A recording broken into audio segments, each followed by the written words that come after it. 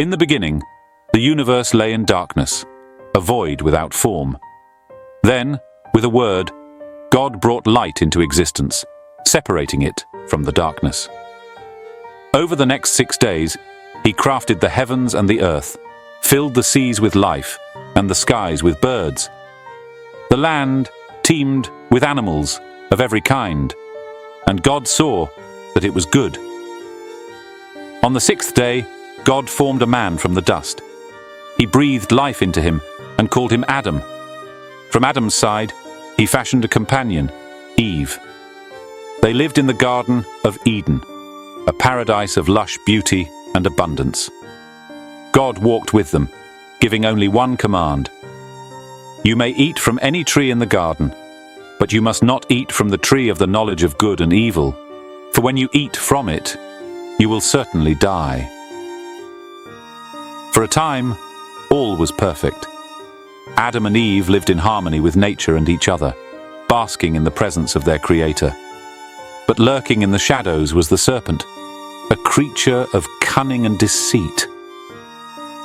One day, as Eve wandered near the forbidden tree, the serpent approached her. "Did God really say, 'You must not eat from any tree in the garden?'" It hissed. "You will not certainly die," the serpent said. "For God knows that when you eat from it, your eyes will be opened, and you will be like God, knowing good and evil." The fruit looked pleasing and desirable for gaining wisdom. Eve's curiosity ignited, so she took some and ate it. She also gave some to Adam, who was with her, and he ate it. Immediately, their eyes were opened, and they realized they were naked. Shame and fear entered their hearts, and they sewed fig leaves together to cover themselves. In the cool of the day, they heard God walking in the garden. Terrified, they hid among the trees. "Where are you?" God called. Adam replied, "I heard you in the garden, and I was afraid because I was naked, so I hid." "Who told you that you were naked?" God asked. "Have you eaten from the tree that I commanded you not to eat from?" Adam blamed Eve, and Eve blamed the serpent. God pronounced judgment. The serpent would crawl on its belly and eat dust. Eve would experience pain in childbirth, and her desire would be for her husband, who would rule over her. Adam would toil and struggle to cultivate the cursed ground until he returned to it in death. But even in their punishment, God showed mercy. He made garments of skin for Adam and Eve, clothing them more adequately.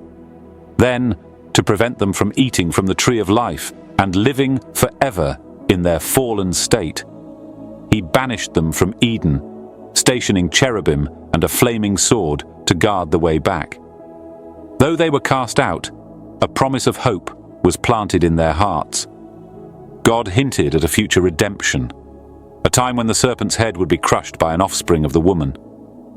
The paradise they lost was a mere prelude to the greater restoration that awaited.